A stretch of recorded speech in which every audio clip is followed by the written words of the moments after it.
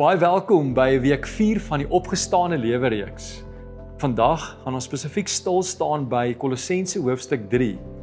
Dit is 'n ongelooflike beskrywende hoofstuk rondom hoe die opgestane lewe vir jou en my lyk as volgers van die opgestane Christus.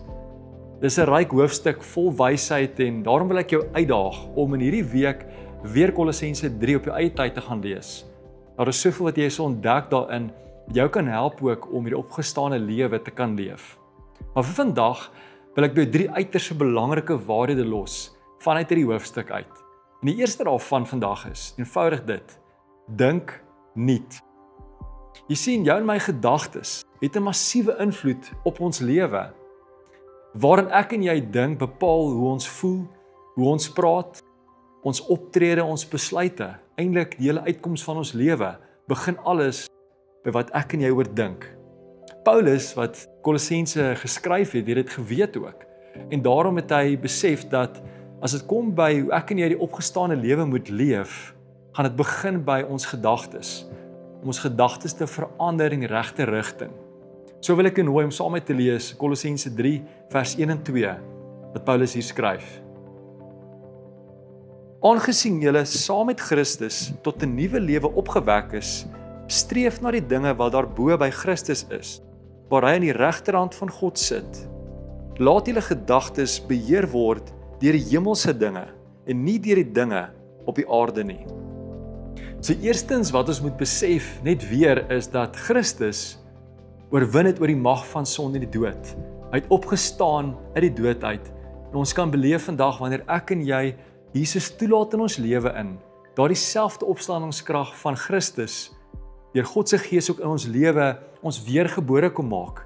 Dat ek en jy nie vandag meer hoef slagoffers of vasgevang te wees in sonde nie, maar dat ons by 'n plek kan wees wat ons self kan kies om Jesus te kan volg, self te kan kies om ons gedagtes te verander. So kom Paulus in Kolossense 3 hier en hy nooi ons uit om ons gedagtes te kom rig opnuut op die Here en op sy koninkryk. Dis mooi woorde, maar hoe gebeur dit in die praktyk? Hoe kan ek en jy ons gedagtes kom rig op God in ons lewe? Wel, ek glo die beste manier waar dit gaan begin is wanneer ek en jy tyd spandeer in die woord van God. Wanneer ons meer lees oor Jesus se woorde en ook mense soos Paulus wat geskryf het oor Jesus, daarmee ons gedagtes besig hou.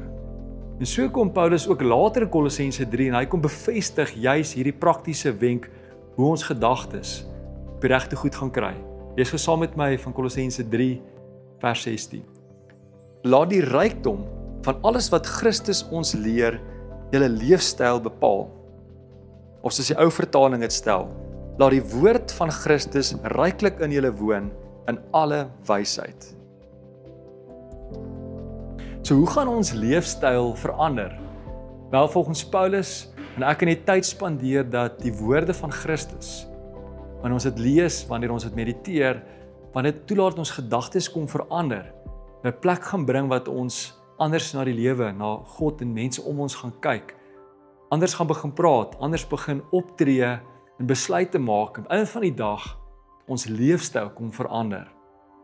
Ek kan nie by 'n plek sal wees wat ons sê, meer as ooit, Here, as ons die opgestane lewe wil leef, gaan dit begin by nuwe gedagtes, deur tyd te spandeer in die woord. Dis waar ons begin. Dan verder die tweede groot waarheid uit Kolossense 3 uit, wat ons leer, wat Paulus vir ons sê hierso is, trek die ou leefstyl uit en trek nuwe leefstyl aan. Hy gebruik simbolies die prentjie van klere, soos om ou klere uit te trek en nuwe klere aan te trek. Lees saam met my verder in hierdie hoofstuk rondom dit. Moenie vir mekaar lieg nie. Julle het mos die vorige mens en sy praktyke soos klere uitgetrek en die nuwe mens aangetrek. Hierdie mens kry voortdurend nuwe insig en word so verander en nuut gemaak om al meer soos sy Skepper te lyk. Julle is die mense wat God uitgekies het, wat hy geheilig het, wat hy liefhet. Daarom moet julle volgende soos klere aantrek: liefdevolle deernis, vriendelikheid, nederigheid, sagmoedigheid, geduld. Die heel belangrikste wat julle moet aantrek is die liefde. Die liefde bind alles volmaak saam. So dink vir 'n oomblik aan klere. klere is iets sigbaar vir almal om te sien. En so kom Paulus in hierdie gedeelte en hy kom wys vir ons dat die opgestane lewe moet iets sigbaar wees wat deur ons lewe na ander toe gesien kan word. So ek kan nie vandag eerlik met onsself en mekaar is, selfs wanneer ek en jy Jesus erken het en sê het ons wil hom graag volg in ons lewe, is die moontlikheid daar dat soms die ou sondige lewe nog sigbaar word op een of ander manier deur ons lewe. Dat ek nie daarop kan let en kan sê maar ek wil nie meer assosieer met hierdie ou sondige lewe nie. Ek gaan dit uittrek, distansieer myself van dit en ek trek Christus se karakter aan in my lewe. 'n Lewe wat gekenmerk word deur liefde, deur onselfsugtigheid. Al die eienskappe wat Paulus ook hier kom gee. Een van die ongemaklike vrae wat ons vandag kan vra hierdeur is: kan mense om my iets van Christus se karakter deur jou in my lewe sien? Kan hulle iets beleef van 'n nuwe lewe wat ons opgeneem het en aangetrek het? Vandag moet ek en jy beleef dat ons daardie besluit kan maak om doelbewus sigbaar te kan die opgestane lewe te gaan leef. Dat ons vandag by die laaste groot waarheid, wat ons saam met ons kan vat, die Kolossense 3 uit. Dit is die volgende, dat ek en jy die opgestane lewe oral en altyd kan gaan leef. Jy sien, Paulus kom wys vir ons dat hierdie opgestane lewe is nie net iets wat op 'n Sondag gebeur tussen sekere mense nie, maar dat ek en jy genooi word om hierdie opgestane lewe elke dag oral tussen almal te gaan leef. Lees gesaam met my Kolossense 3 vers 17 en 23 hieroor. Verder doen alles, of dit nou met woorde of dade is, in die naam van die Here Jesus. So is jy die heeltyd besig om deur hom dank aan God die Vader te bring. Pak alles gemotiveerd aan, werk soos vir die Here en nie soos vir mense nie.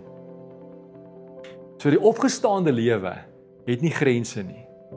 Dit is veronderstel om iets te wees wat oral en tussen almal geleef kan word. By jou werk, selfs in jou verhoudinge, jou huwelik, kinders, waar ook al jy gaan, dat jy iets van daardie lewe kan leef asof vir die Here. En te weet vandag dat die goeie nuus is, die opgestaande Christus loop saam met jou. Hy gee jou die genadekrag om hierdie lewe te kan leef, net saam met hom. Ek bid graag saam jou. Hemelse Vader, vandag besef ons dat U ons nooi tot 'n nuwe manier van leef, die opgestane lewe. Ek wil bid vandag, Here, dat U ons die opstandingskrag sal gee om hierdie lewe te kan begin leef. Dat dit sigbaar sal raak, tussen oral en almal sal kan sien en beleef, Here, dat U in en deur ons lewe leef. Mag dit ook mense na U toe trek en ander mense sal hoor en kan sien dat U ook hulle nooi na U toe. Ons bid dit in Jesus naam. Amen. Kom ons gesels nou lekker saam in ons klein groepe rondom die besprekingsvrae.